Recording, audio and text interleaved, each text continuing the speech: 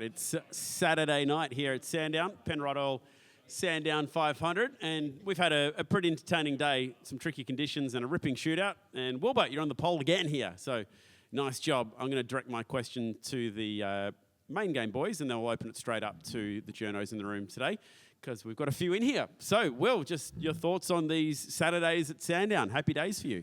Yeah, it was really cool to get pole. I feel like this year's been so competitive. It's been really hard to get another pole, so it's been a while. But yeah, stoked with it. I didn't know if the lap would have been good enough for pole. Like Anton did a really good job first one out and ended up third. But standing in the garage is always a bit nerve-wracking, just watching each person go out and wondering if you're going to get them or not. But it was an exciting day, and it added a bit of everything. Rain in qualifying straight before, a bit of hail, and then obviously dry for that one. Cam, your day from the perspective of the Monster Energy garage, were you happy with how your Saturdays played out? Yeah, pretty happy. Obviously, starting on the front row is pretty cool. Kind of everything was thrown at us today with the weather, so that was interesting. Yeah, we were having a fair old dip in practice, Moff and I. We were off the road and trying to find all the limits, but yeah, I think we made the car better through the day, and I think we've got a speedy car on the dry. All right. You a possibility of a good result tomorrow, do you feel? I hope so. Okay. I'll hand it over to Anton in your day and how it's played out for Shelby Par Racing. Just coming into that shootout, did you feel like you had nothing to lose from 10th? Yeah, because I had nothing to lose from 10th. But yeah, it's hard because obviously yesterday we did some new tyre stuff and it was a bit of a struggle. So one lap, cold car was always going to be pretty wild. So my thing turned on, not too bad. So that's why we're sitting here. But yeah, from where we started the day, it's good. Mm-hmm. All right. Well, like I said, I'll get into the journos nice and quick today. So I'll open it up to the floor. 35. Will, given the... Sorry to interrupt you, Will. Given the conditions today, do you think that you've got enough of a handle on what you need as a race car tomorrow? And that's the same for all three. I talked to Anton before, and he said, obviously, the setup is different, what you needed today to what you might need tomorrow. Yeah, I think Friday we spent all day focusing on our race car, so that was the main objective of that day. And the last session we did a couple of green runs in practice 3, but especially practice 2 when Scott was in it, he did a long run, and I think we got a lot out of that and what we need in the car. And I think we have a strong car going into tomorrow, and I think it's going to be a lot about how you save tyres around here. The track looks pretty, worn out, so it'll be interesting to see how much deg we get and all of that, but there was a fair bit of deg last year, so it'll be interesting. To any of the primary drivers, if we can put the weather aside for a moment, are you happy that the shootout was 5:30, or would you rather see it earlier in the day when you might have had, under normal circumstances, better conditions? I don't mind when it is. As long as it's not 12 o'clock at night, doesn't bother me. But 5:30, I think, was fine. It is what it is. Yeah. You're asking the top 3, they're probably want to go out. Yeah. What do you reckon? Yeah, I got no dramas when it is really. We do night races. It's later. I know it keeps the journos here a bit longer, but it's all right. Sorry, mate. Feels missed the lap crossing. One for Anton and Will. Yeah, just on the topic of having qualifying a bit later on this evening, did you find it very hard to get tyre temp into the car? Because you guys went earlier, obviously. How did you find it? Yeah, it's difficult because it's hard here anyway. It's a normal day, so shootout was always going to be difficult. Plus standing water, plus the cold track, cold car, but it's quite exciting, I think. Like, it would have been exciting to watch. It was exciting in the car. So you're just trying to get them as hot as you can on the out lap and do different things. But, yeah, it's difficult. And on the topic of top 10 shootouts, obviously, they're a huge part of our endurance season. How many top 10 shootouts do you reckon we should have in a regular season? Do you think we have too many top 10 shootouts at the moment, or what do you think, guys? No, I don't think there's too many. I think top 10 shootouts are really cool. I think the format of like Q1.3, 1.2, 1.1, I reckon scrap that and go to shootouts. I think shootouts are exciting for everyone at home. Look at the shootout then. There was mistakes made, and I know that was due to the weather, but it was an exciting thing to watch. So I think that shootouts are a really good thing. And one for both the Red Bull guys as well. Triple Eight, you've got a stranglehold on this track. You've won 7 of the past 9 races here. And, you know, as we documented, it's your second straight pole at this event. Will, how do you guys feel about tomorrow, and what do you think has you guys in the position that you're in compared to all the other teams? Why do you think you're so strong here? Yeah, we've really done nothing for him here so far. Both new to the team, obviously, but hopefully we can add a bit of history to that this weekend, getting the poles really good. But yeah, Triple Eight, Red Bull Ampol always do a really good job around here. And I'm not sure what that is, but I feel like that the Gen 3 era right now is so competitive, it's hard to have, you know, where you used to look at, you know, Red Bull used to dominate at Townsville and places like that. We didn't this year. So it's been great to come here and have that pace again. But I don't think you can just go to a track and say, hey, they've been fast there in previous years, we're going to be fast again. It's just a super competitive field right now.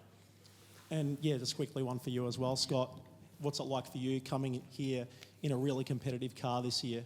Yeah, I think, you know, adding on your first question, I think there's no future success is based on past success. I think that we have to have the approach tomorrow that anything can happen. It's 161 laps, and at the end of the day, it's not going to be necessarily the fastest car that wins the race. It's going to be a lot of things that have to go your way, and hopefully we do have a good day. But for me, it's been unreal joining this team. I mean, I was out there happily taking all the well dones. I've never done so little and got so many well dones for it. But yeah, I'm stoked for Will. It has been, you know, I know how much today's pole meant to him, and you could see that even for me. I was so stoked to obviously go into tomorrow mitigating some of the risk by starting at the front of the field, and hopefully when I get in the car I can do my bit and then put Will in a great position at the end of the day. There's been some discussion that making the A drivers start with the length of this event will turn. This is a question to the 3 co-drivers.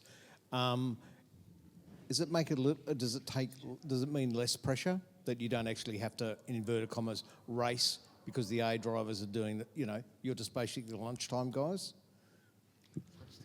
I think we'll still be racing, PG. No, but less.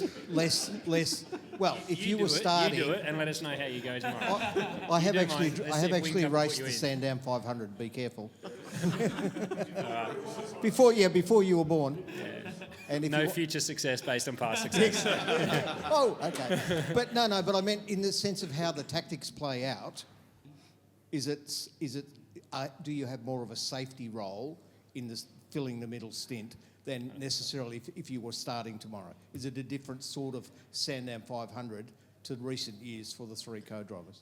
Well, yeah, I think there's enough guys here that should be or deserve to be main game as well that are co-drivers. You know, Moff is super fast. He's racing Trans Am and leading that championship. And, you know, there's a lot of guys that are so fast that when you go out in the co-driver session, it might have been different 20 years ago, but right now I think a lot of the guys here are very fast. So when we get in, our role is important, because if you're not up to speed, you're going to lose track position. And when Will gets back in, he has to take risk and get back to where he should be. So that co-driver part of the race is very important. Of course, I think it is somewhat nice to not have to start, because of course you know Will gets to get the car off the line. There's a lot of risk involved in that, and I think that it's his championship at the end of the day. So if something happens in the first stint, it's you know something that I don't want to be involved in.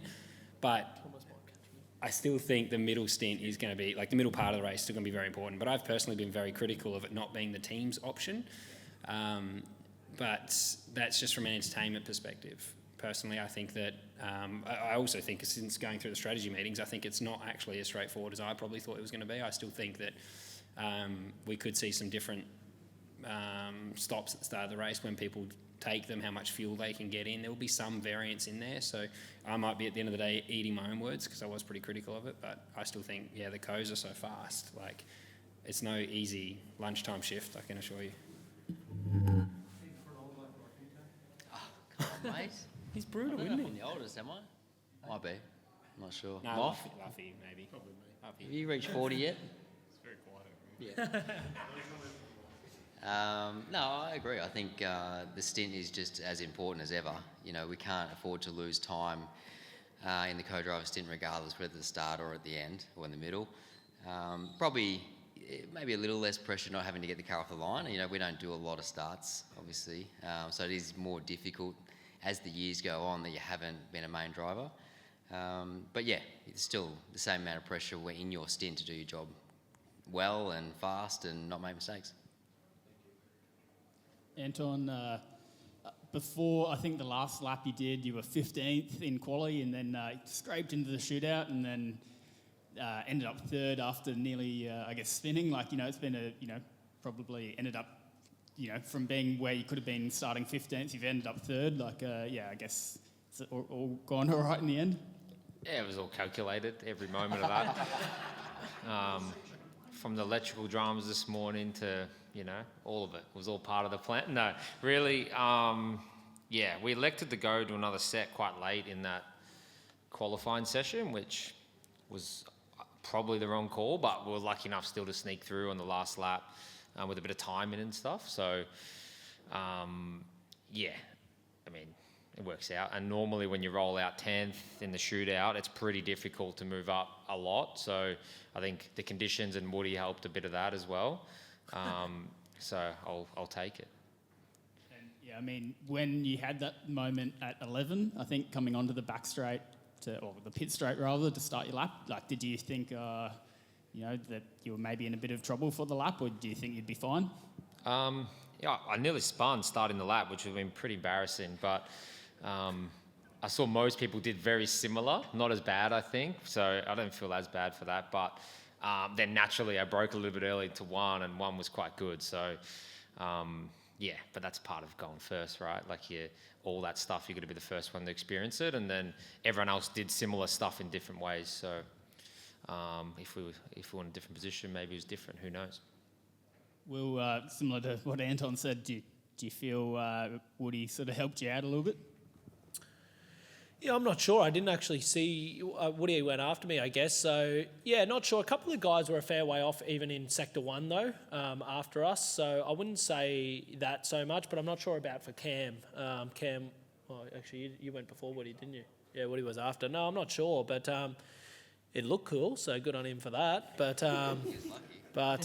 no, there was a lot going on out there. I was more watching Anton nearly spin coming onto the straight and thinking, don't do that. So I was trying not to, but... Yeah, I don't know. You'd have to, don't know, unless you're in the car for that guy after Woody to know if there was much dirt on the track down there or whatnot. When Scott said, I guess that pole meant a fair bit to you, I guess, quali hasn't necessarily been your forte this year. Is that sort of, I guess, why it did mean quite a bit? Or? Yeah, I think I got more poles last year than this year, and I feel like the pressure's probably on a little bit this year, just with that side of it. So it was great to get a pole and... be up the front there, but just see what happens tomorrow. Really, that's when the main day is. I just got to beat Cam off the line and then stay in front of him, hopefully, and go from there. I got you in the practice start though. Yeah, you did. I did, didn't I? I'm just wigging you out. Now I'll stuff it up tomorrow because I said it. I'll have my lights on. Cam, just a different question, but having Monster merch back after 18 months, is that a nice thing to hopefully be able to see your fans back in, I guess, your gear? Yeah, it's awesome. So, it was just a bit of an issue around it all, and we did something else in the meantime with the CW and the 6, and it was still awesome to see all the fans wearing that stuff. But it's great to have the Monster merch back. Hopefully, heaps of people are buying it, and I've seen heaps of people wearing it this weekend already, so it's cool. And just a quick one. Obviously, this weekend you got SVG competing at Watkins Glen. Will and Cam, of course, have done a lot of racing in supercars and overseas as well this year. You guys going to be up early watching SVG? What time is it? I haven't checked what time. I generally tune in. I enjoy watching him this year. It's been cool to watch that side of it. Whenever he crashes, I get angry and turn the TV off. So that's it. But it'll be awesome to see what he does over there. I think it's been really cool to watch. That's for sure. Yeah, I'm following him and watching everything when I can. Depends when obviously the times line up, but watching him with a keen interest. Cool. Final call to the room, if anyone's got any more clean-up to go. Just a quick one on the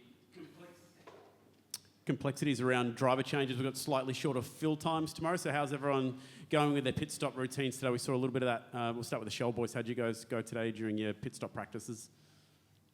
That's been pretty good. We've been practicing quite a bit. I got a few bruises, I must admit. Yeah.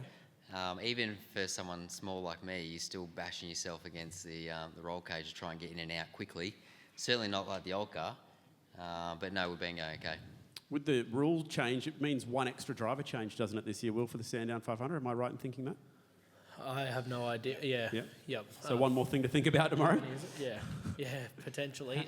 That might be a thing. But no, we've been doing our practice. I think our times have been good and all that. You don't know till in the moment. Obviously, there's a lot more pressure in the moment and that, but that's why you do a lot of changes and practices to make sure that it's just like second nature and you get it done. But yeah, I'm sure we'll have a few changes tomorrow.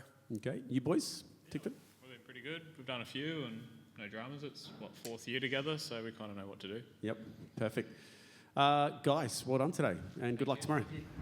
Cheers.